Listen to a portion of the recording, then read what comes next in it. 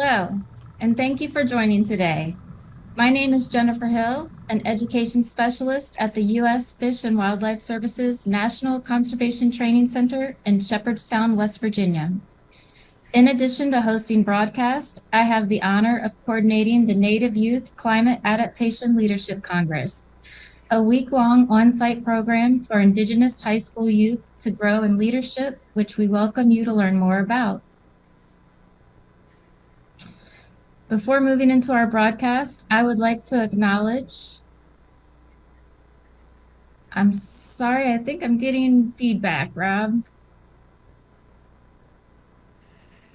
There we go.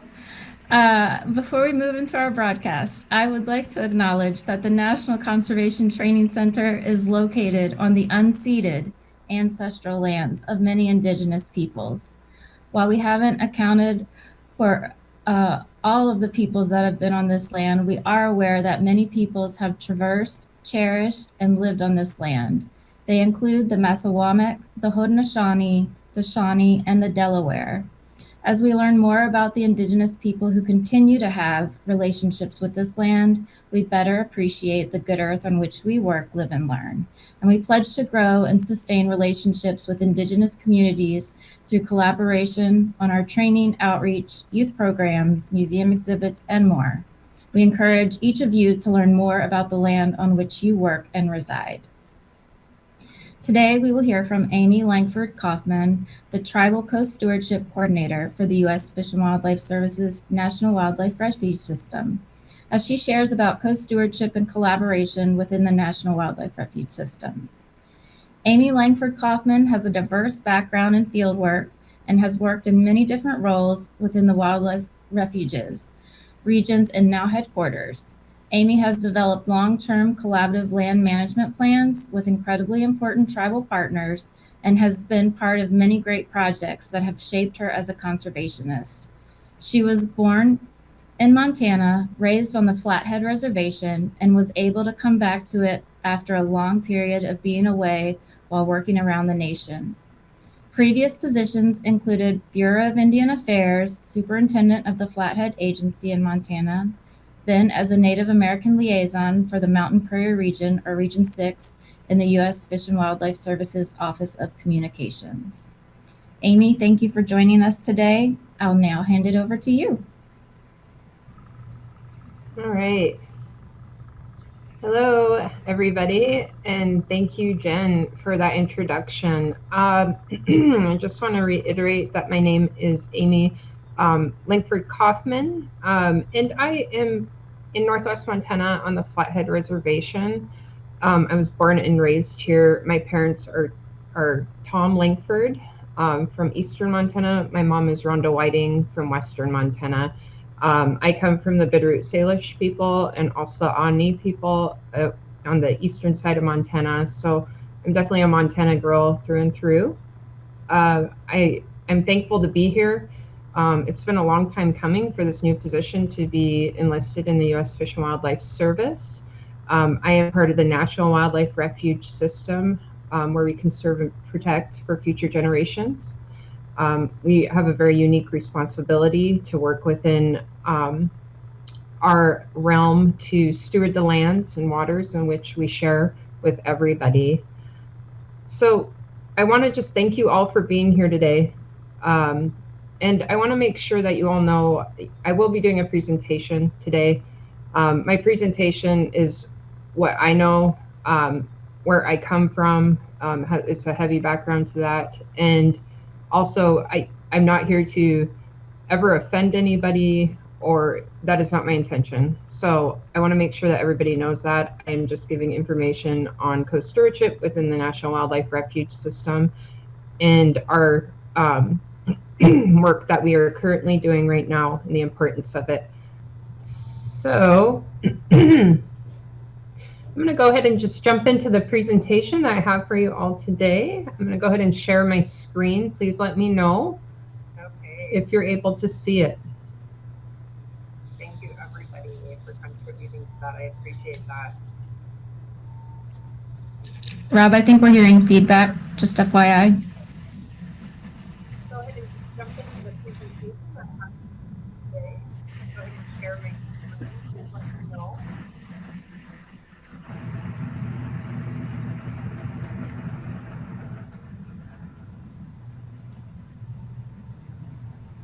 Rob, I think we're hearing feedback, just FYI.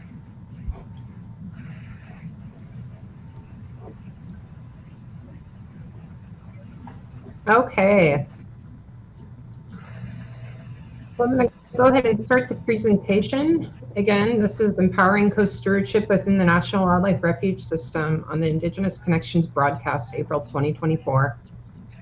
Again, I just want to let everybody know my name is Amy Coffman. For some folks that might have jumped on late, I am a U.S. Fish and Wildlife Service employee. I have a pretty long career with the U.S. Fish and Wildlife Service. I was a refuge manager for many years. I took a stint with BIA. I've been a Native American liaison. I am a direct descendant of Bitterroot Salish. I am also an enrolled member of the Omni tribe of the Fort Belknap Reservation. I reside here in Montana on the Flathead Reservation. I'm happy to be home. I was born and raised here. So I will go ahead. I'm going to try to answer some of the questions that came forth at the beginning of the request to join this presentation. So I'm going to go ahead and just put those into my presentation as I can. If you don't feel like you get all the answers to your questions, please reach out to me. I will leave my information with you at the end of this presentation. So I want to go ahead and just say that all the movement towards new tribal co-stewardship is really not new. It is part of our obligation to the Native Americans that we work with. It is not just a political priority. It is a trust responsibility.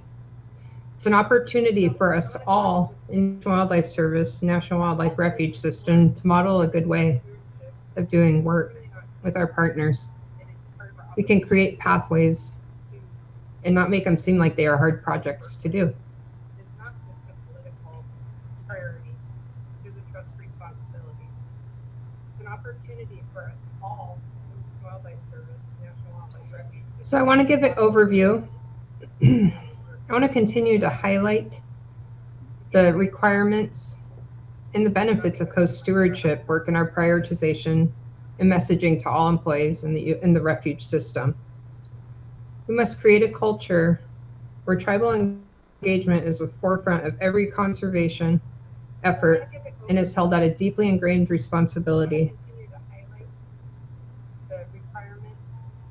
We want to continue to have regular discussions on co-stewardship and coordination of formal agreements and other issues to ensure a consistent and coordinated approach for future land stewardship within the National Wildlife Refuge System.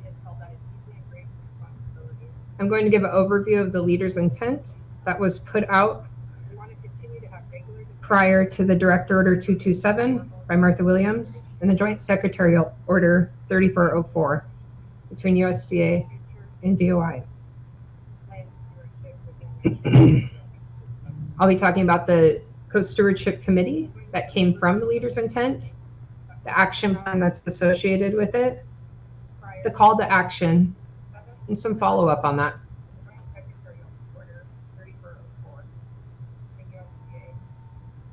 So we're creating a model in the definition of the refuge system's approach to proactive and strategic collaboration with Indigenous communities, which is rooted in cultural awareness and respect. We want to build enduring relationships, create trust, create durable change, and do well as we move forward.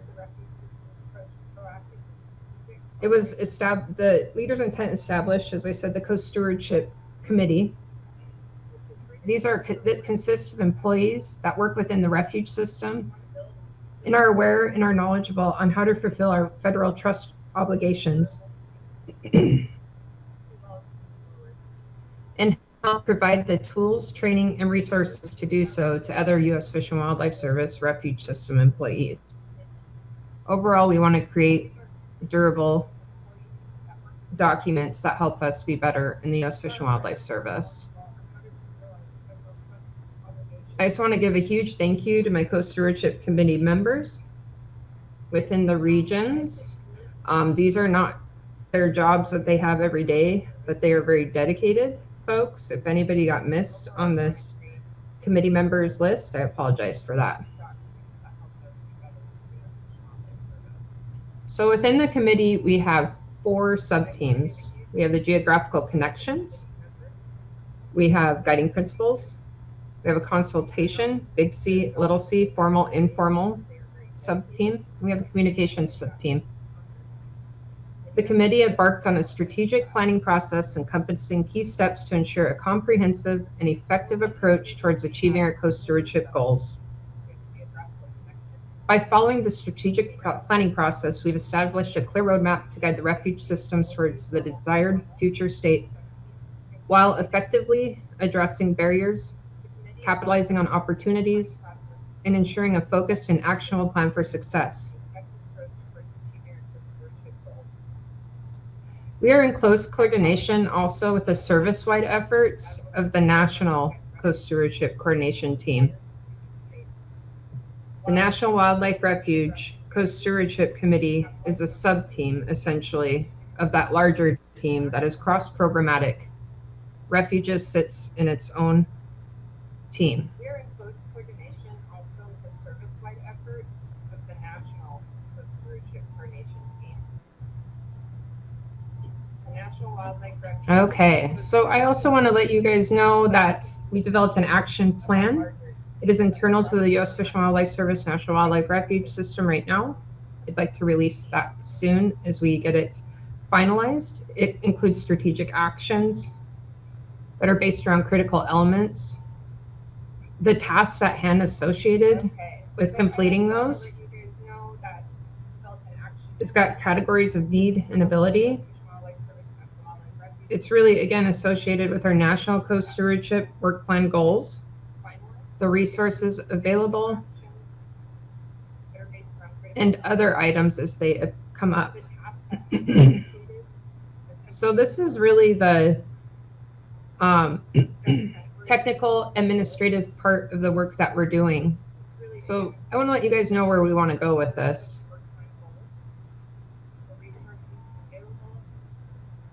We would like to see the National Wildlife Refuge System leadership, which means all employees of the National Wildlife Refuge System, build and foster relationships with our tribal partners, make room at our table, communicate effectively and thoughtfully. We want everybody to know your land's histories and know every land is Indigenous lands and accept that.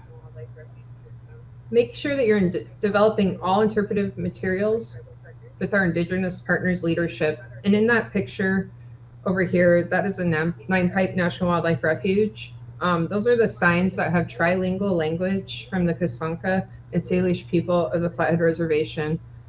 That was an effort to recognize the Indigenous names of the areas that were National Wildlife Refuges.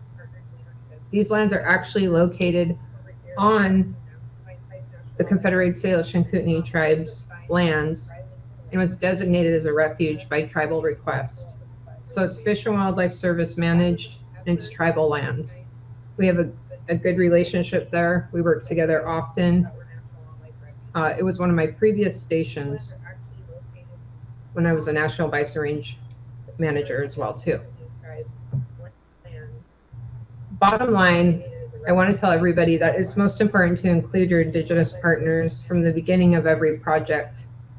And just to put this out there as well, this project of this signage took about a year to do because we followed the proper protocol, not only through solicitors, but through cultural committees, through the right people, through tribal councils, through our sign program, U.S. Fish and Wildlife Service. But most importantly, I think what came from it was the names in the native language of these areas.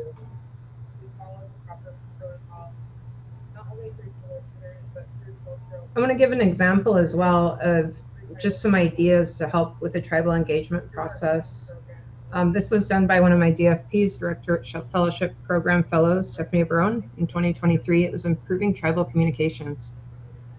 This was actually adopted from, I believe, Park Service CART actions. And so this is after action review of a project that you do with any tribe, and is talking about conceptualization, implementation, project completion, debriefs, and after action reports. And this can be requested by U.S. Fish and Wildlife Service or tribal representatives in which you worked with. I think this is a great way to start communications, which holds you really accountable to the process of doing all the work that you do, besides having really important relationships with the tribal partners that we work with. Or tribal representatives you work with. For the National Wildlife Refuge System, we have created a toolkit, which is really right now internal to the National Wildlife Refuge System. It provides examples of cooperative agreements, collaboration, successful projects, annual funding agreements, 638 contracts that have already occurred within Fish and Wildlife Service, National Wildlife Refuges, and the tribal partners that we work with. It's a toolkit to provide a lot of resources on cross-cultural communication, consultation, guiding principles, and geographical locations. So that is within the National Wildlife Refuge System's hands. It is located on the SharePoint in which we all have. So it defines, really helps us define how the National Wildlife Refuge System will work with Indigenous communities and employees.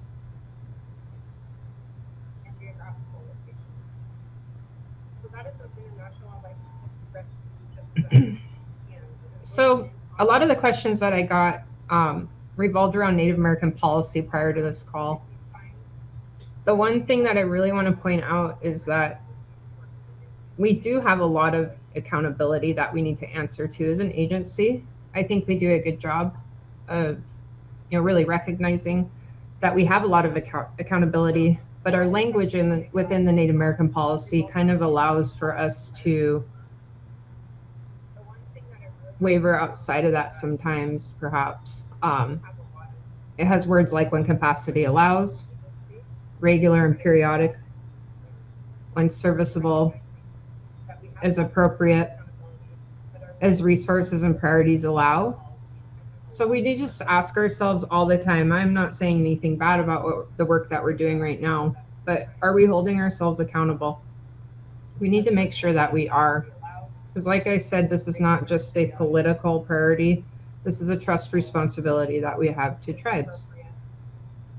As resources and priorities allow. So we need to ask ourselves all the time, I'm not saying anything bad. So I want to go into a personal story of mine and just talk a little bit about myself, how I got here, why this is so important to me, also my family, and just a good example, because I do get asked often about the bison range. I was the bison range manager during the time of transition to the Confederate Salish and Kootenai tribes. And so when I started with U.S. Fish and Wildlife Service, the bison range was my first position. I grew up on the Flathead Reservation, where the bison range was essentially a federal national wildlife refuge in the middle of the reservation. So it was always a point of contention between the tribes and the U.S. Fish and Wildlife Service, federal government. There was a lot of issues and mistrusts that occurred along the way.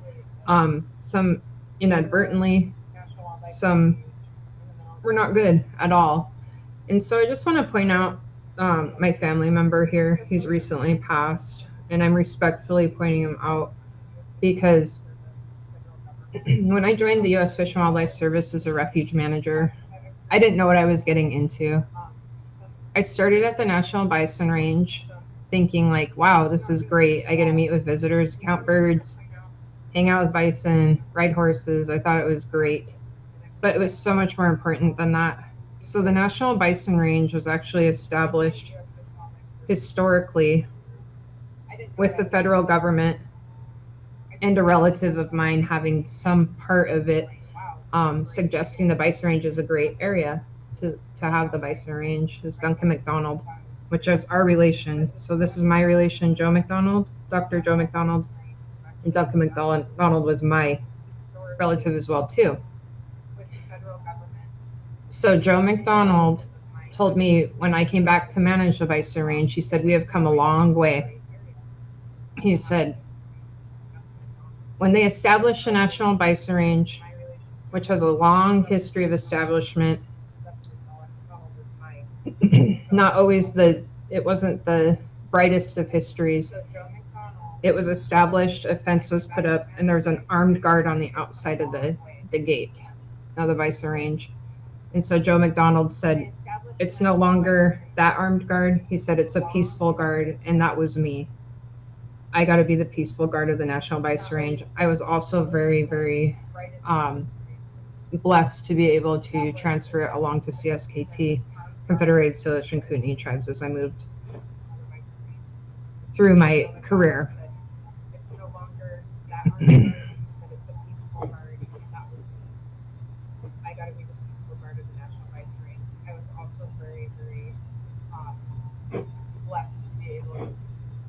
Okay.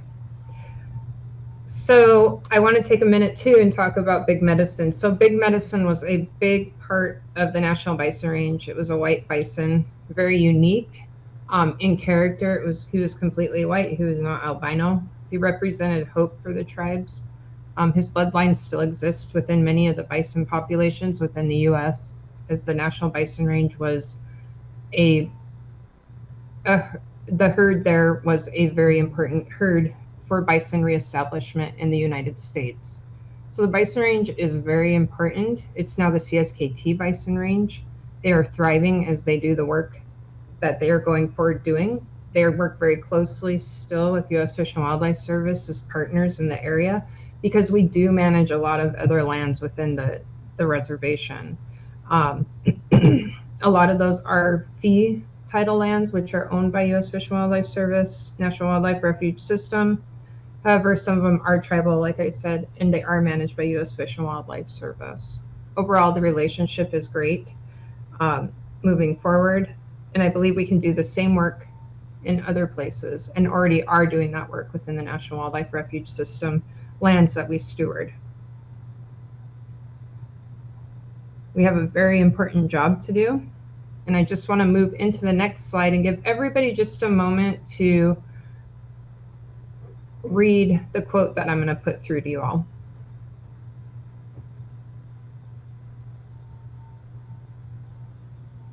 And I'll go ahead and read it to everybody as well too.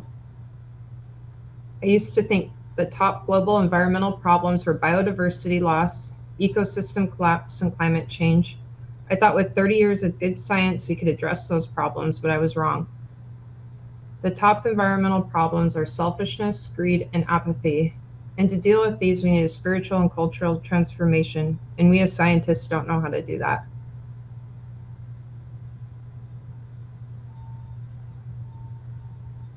This quote really resonates for me. The word apathy, spiritual and cultural transformations are absolutely where we're at right now.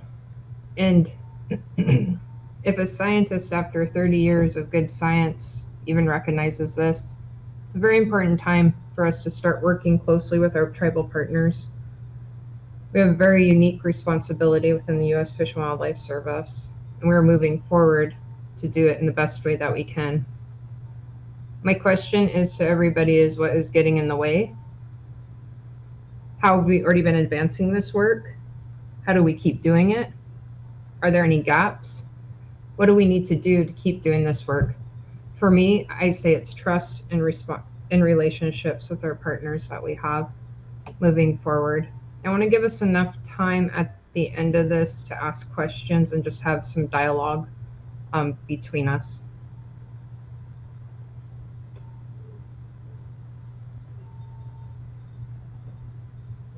Okay, so this is my contact information. Lemlunch says thank you in Salish. I want everybody to know if I do not answer any of your questions, please take that information here and contact me at any point in time. I'm going to go ahead and put this into the chat as well.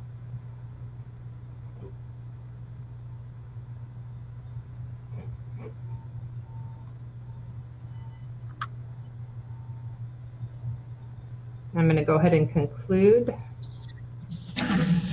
that. Okay, can you all see me again? We can see you. And my Okay, very great. pixelated self. I don't know what's going on with my connection.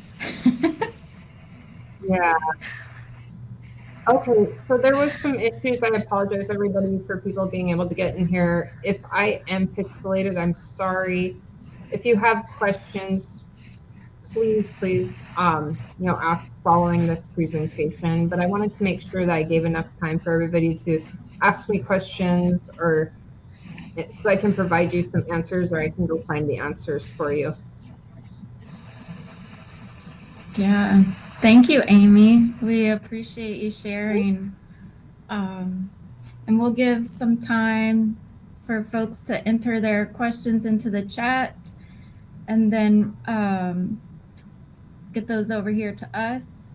So in the meantime, Amy, I want to thank you for sharing your story about your relative, Joe McDonald, and also about big medicine. I'm assuming that was that time frame you had under that picture was the age of that bison. Mm-hmm. Which yeah, he was a lived really to be old pretty bison. Yeah. Wow. He was very important to the Salish and Kootenai people as well too, and Caliste Bay people. He was sitting at a museum in Helena, Montana, which is the capital of Montana, and was recently moved back to the National Bison Range to be put on display in their visitor center, which I think is very appropriate to happen, and a great move for Montana, the state of Montana, to do that for them. So fantastic.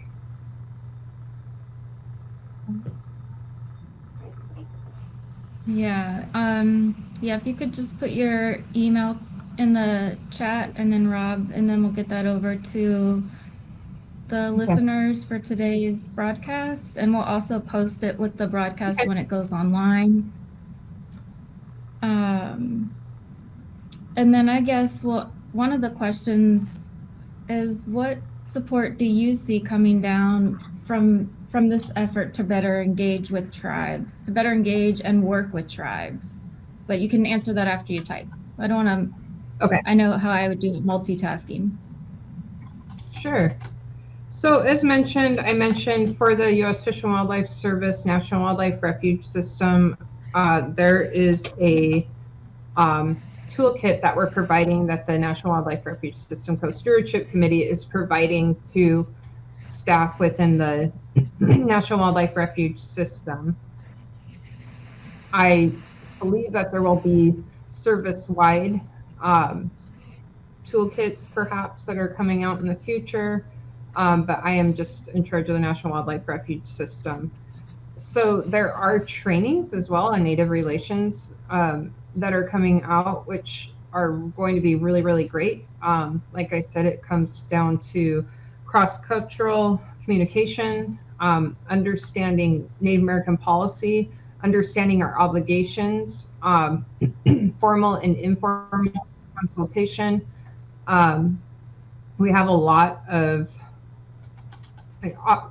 resources just online that are out there, but I would say first and foremost, it's really important that there's a focus on building relationships, understanding who you are working with, being respectful of the Indigenous presence that is there or was there in the past in the areas in which we're managing and working with. So there are resources such as that coming down the pipe.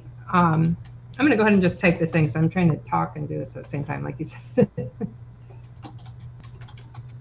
Okay. There we go. So I finally got that out there. I apologize for the delay. No worries. Thank you very much.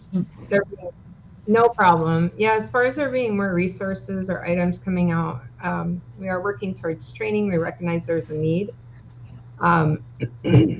We recognize that they're just the basics of coming into the National Wildlife Refuge System and Fish and Wildlife Service that we're looking at providing, which is basic policy understanding, Native American policy understanding as well. There's new Indigenous knowledge policy that just came out. There's going to be some information on that coming out as well too. Lots of information out there, not to overload anybody, but it is something that's coming out to help us be better in the field, to be better land stewards with our partners.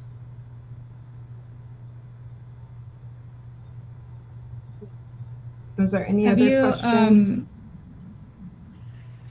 Have you had conversations or discussions with some of the other DOI agencies about co-stewardship and how we don't bombard tribes, or how we maybe streamline our processes where tribes are so overwhelmed and they have capacity building issues, and that we are trying to work together with them instead of maybe pulling them in so many directions? Are there any talks about how to go at that? Yeah, so there's a recognition, I hear it a lot from tribe, that they are feeling very overwhelmed by us because we do have these director's orders, secretarial orders, we have new tribal co-stewardship efforts in place, and we are bombarding tribes with emails and just contacting. That's a lot for them to keep up with. Tribes you need to recognize that they do have capacity issues. In some places, also technology issues, or the ability to, they have changeover as well too, and just responding to every single issue that we bring to them is a little bit tough sometimes as an agency, and we're not the only agency doing that. So between us and other agencies, we recognize that we are not the only ones doing the reaching out to them. And so there are efforts to just build personal relationships. I think that's what it comes down to. If you have something that is important or an opportunity that you have to work with tribes, I recommend taking it directly to them the best way that you can, in person, and also, I feel like it's not an overload of work. You're actually going to find that organically when you start working with our partners, when available, they're going to provide, it's going to organically, like I said, open up a lot of doors for a lot of good work to happen. I don't see it as extra work. I see it as actually really beneficial work in moving forward.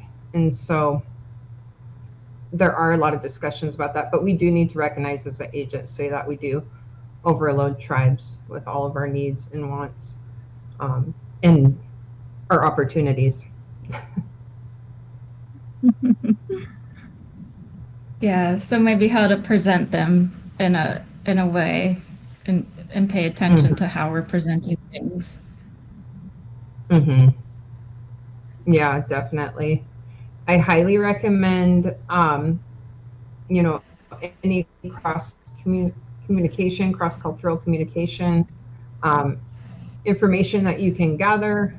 It will definitely help you work through a lot of your relationships or misunderstandings that we may have.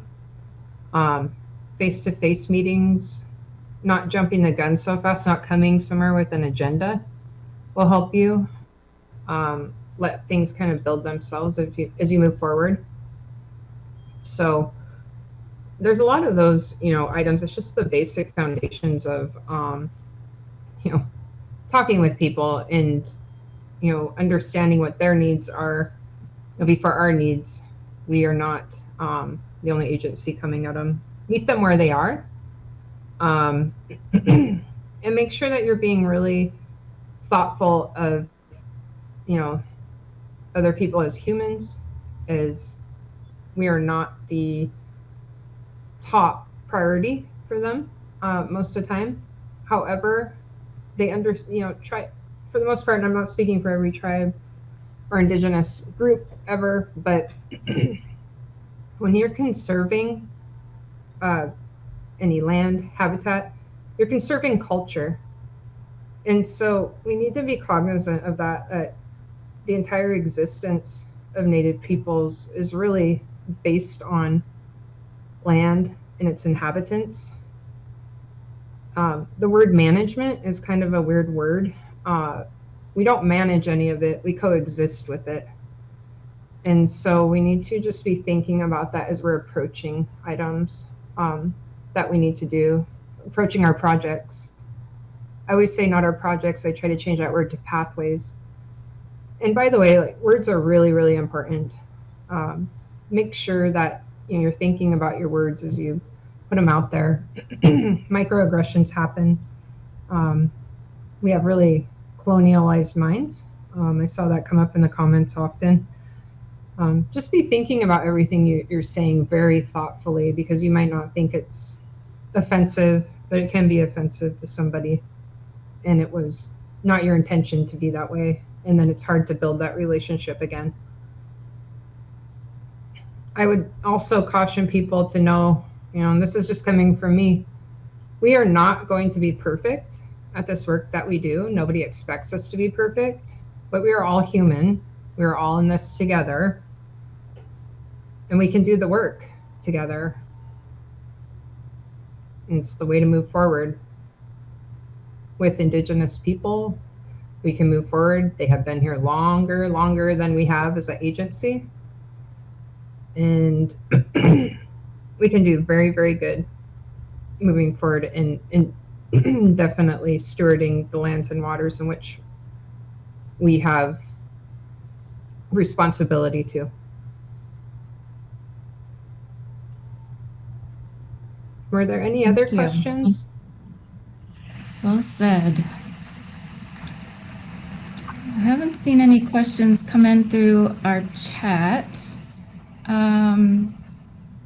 I have one question I think would be a good one to wrap up with. But I think, well, you've kind of hit on this a couple times, but we'll see what you say. If there was one suggestion, which is kind of hard when working with tribes, understanding that all tribes are very diverse, but if there was a suggestion you could give to refuge employees, specifically when thinking about, this co-stewardship that's been going on, and now it's kind of got a coined term, right? But what would you encourage them to do? What's a suggestion you would encourage them to walk away with from today? So I would encourage people to build relationships, open up your table, make sure that you have contacted the accurate people, Indigenous groups that we are obligated to work with from the get-go. Do not contact them after the work is being done. Understand that there is not any individual band, group, tribe, region of Indigenous people that are the same. Every single group is different. They are different. But we as an agency have obligations in the same way to every single Indigenous group that we work with and every tribe that we work with. So there's not separation of this one or that one and we treat them differently. We treat them the same through our policies, for sure. However, relationships are going to be different.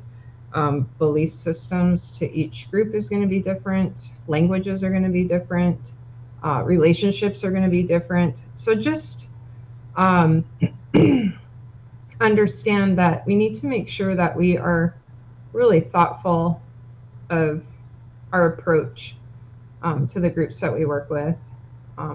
As friends, come as friends. Also know we don't have the best history, but we are working to make it better. We have recognition of that. I see there's some questions Yeah.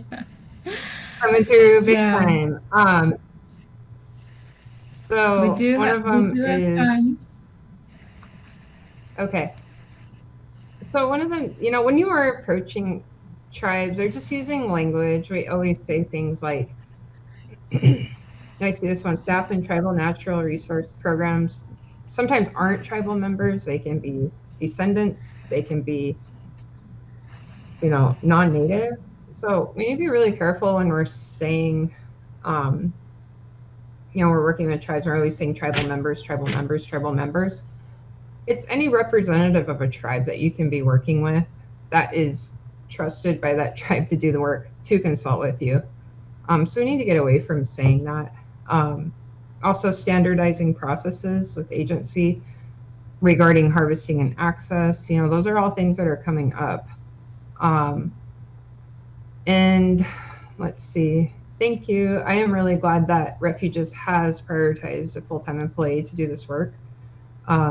I believe there are some other programs that are considering doing the same, but I can't speak for them. I think it's great. And let's see. Okay. Yeah.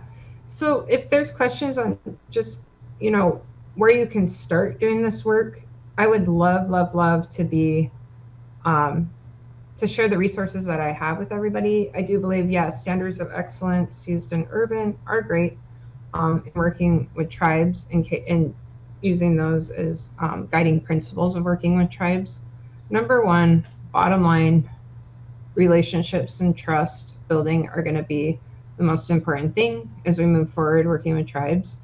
Respect is very important. And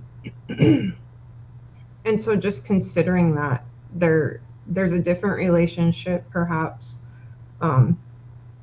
than someone else has to the land in which we steward. And so be respectful of the history of that. Be respectful of the tribal people that you work with within the service already. Definitely, know that, it's kind of hard. It's hard to be a tribal person working in the federal government sometimes. You're definitely living in both worlds. And so, just think about that as you move through your work. All right. Well, thank you, Amy, and thank you all for joining us today. Amy, we appreciate that you've shared your time with us and shared your knowledge and your experience with us working in the role that you do. And we hope all of you can join us next month, Wednesday, May 15th at 3 p.m. Eastern Time for our next Indigenous Connections broadcast. And as a reminder, each broadcast is recorded and eventually posted to NCTC's website. If you wish to learn more about this broadcast series or to be added to the listserv, please just email myself. It's Jennifer_Hill@fws.gov. I also gladly welcome your broadcast suggestions, so you can email those to me as well. Thank you for joining us today. Have a good day.